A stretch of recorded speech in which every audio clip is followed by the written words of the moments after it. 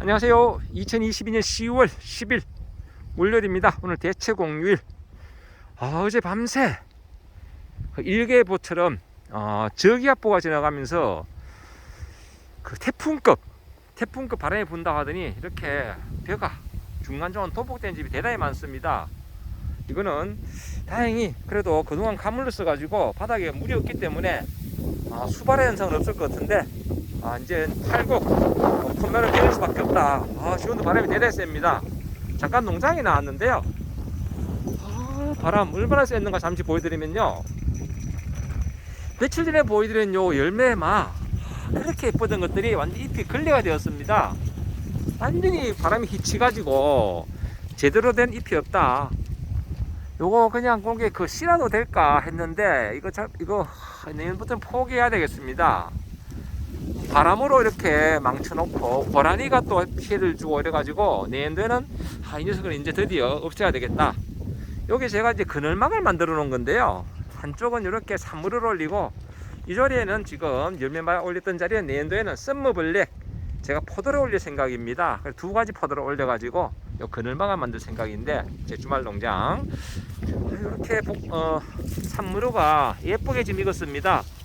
요거 이제 머루주 담아가지고 나중에 친구들하고 술이 익으면 한잔하면 좋을 것 같습니다. 그리고 잠시 보여드리고, 제가 보여드린 영상 시작했는 길에 몇 가지 이야기 더 할게요.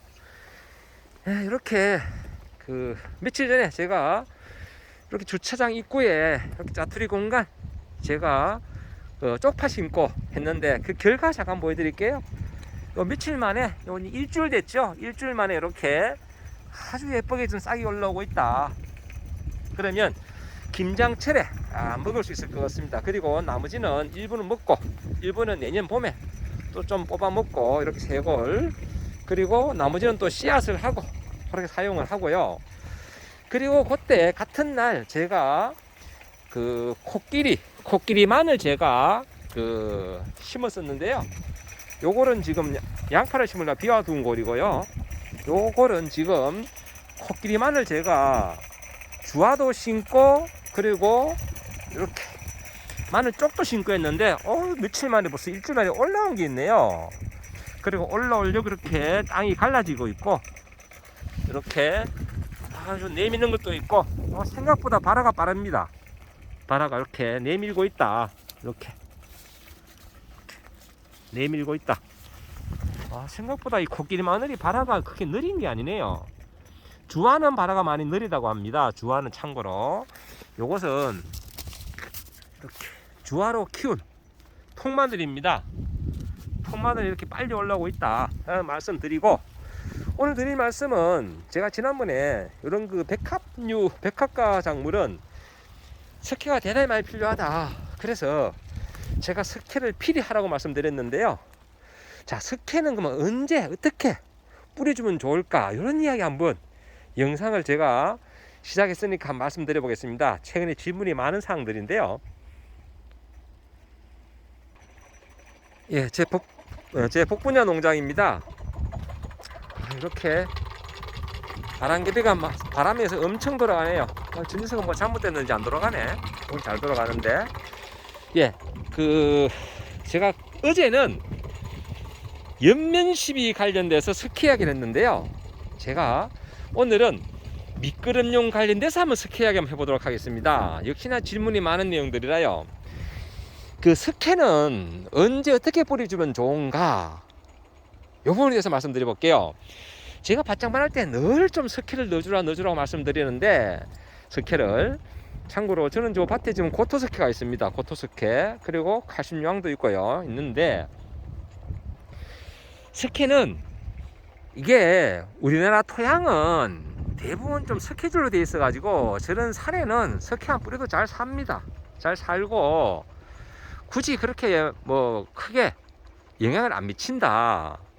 하지만 이런 밭에는 계속 석회를 흡수하고 또 열매를 따고 또 흡수하고 열매 따는 그런 과정에서 석회분을 그만큼 용탈된다 그러죠. 써먹는다. 아이고, 가지가 바람에서 많이 넘어졌네. 이렇게 써먹는데, 그렇기 때문에 석회는 그 1년에 한 번씩 정도는 뿌려주는 것이 좋다. 그럼 석회를 뿌려주면 어떤 부분이 좋은가? 어떤 부분이? 이 부분도 한번 제가 말씀드려 볼게요. 자, 석회가 들어가면 기본적으로 이런 퇴비도 제가 위에 좀 뿌려줬거든요. 이런 퇴비들 위에 지금 뿌려줬는데, 이걸 뿌려주면요, 뿌려줌으로 해서 토양에 있는 표토 부분이 그 호달 구조, 떼알 구조의 비료학에서 나온 이야기입니다. 토양의 알갱이가, 토양 콜로이드가 그 알갱이 한 개로 그 맺혀져 있느냐, 아니면 떼알 구조로 맺혀져 있느냐, 이게 대단히 중요하거든요. 떼알 구조로 맺혀져 있으면 통기성이라든지 수분의 흡수라든지 이런 부분들이 좋다.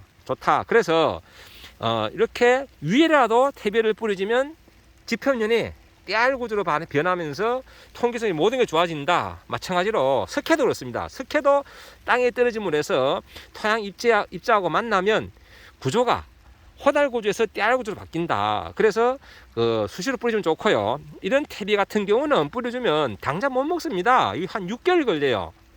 석회도 마찬가지다. 석회도 먹는데 뿌리가 활용해서 흡수하는데 이제 미생물이 작용해서 우리가 음식으로 말하면 요리를 해야 돼요. 이런 퇴비나 석회는 하나의 그 요리의 원료고, 식물이 먹기 위해서는 미생물이 활동을 해서 뿌리가 흡수할 수 있는 단계까지 돼야 된다. 그러려면 길게는 1년 더 걸릴 수도 있다. 왜? 석회는 흡수가 느리거든요. 그렇기 때문에 올게 뿌린 그 석회는 당장 못 먹다가 내내 활용되기 때문에 수시로 조금씩 자주 뿌려주는 것이 좋다. 자, 그러면 토양 산도를 조정하기 위해서 우리가 또 석회를 뿌린다 그러잖아요. 석회를. 그럴 경우에 토양 산도 1도를 높이기 위해서, 산성화된 토양을 1도를 높이기 위해서 얼마나 많은 석회가 필요한가? 300평당 최소한 10포 이상 뿌려줘야 됩니다. 10포. 물론 고토석회나 칼슘 유황에 따라 다르다. 생석회는 한 6, 7포, 그리고 고토석회는 한 9포나 요 정도. 그리고 제 기억에, 그리고 칼슘 유황은 좀 더 많이 뿌려야 됩니다. 그럼 황이 들어넣고 그런데 그거는 한 5포 정도, 16포 정도 그래 뿌려줘야 된다. 그래서 수시로 뿌려줌으로 해서 특히 백합과 작물, 조만간 이제 마늘 심을 거잖아, 양파 심을 거고, 그럴 경우에 석회를 필요해 주셔야 된다. 그래야지 이 끝이 마르는 그런 현상. 물론 이 끝이 마르는 이유는 수분이 부족해도 칼슘의 이동이 잘 안 됩니다. 제가 칼슘 이동은 붕사가 도와줘야지 이동이 된다. 그래서 연면 시비할 때 칼슘이나 붕사, 제가 배추도 그렇고요, 무도 그렇고 같이 연면 시비하면 좋다라고 말씀드렸듯이, 이런 밭에도 수시로 붕사도 한 번씩 300평당 2kg 정도, 저는 보통 1kg 가지고 200 내지 300kg 권하는데요. 저는 300평당 최소한 2kg 내지 3kg, 저는 100평에 한 1kg 정도 권합니다. 붕사, 미량요수지만은 실질적으로 300평당 1kg 뿌리기가 되게 어려워요. 아니면 금사라게 뿌리듯이 뿌려야 된다. 그래서 어떻게 뿌린다?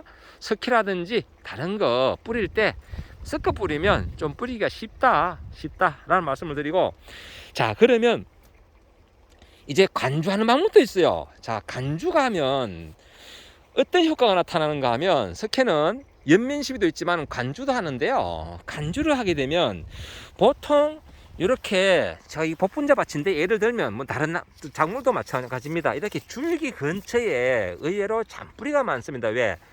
이렇게 간주를 하면서 물이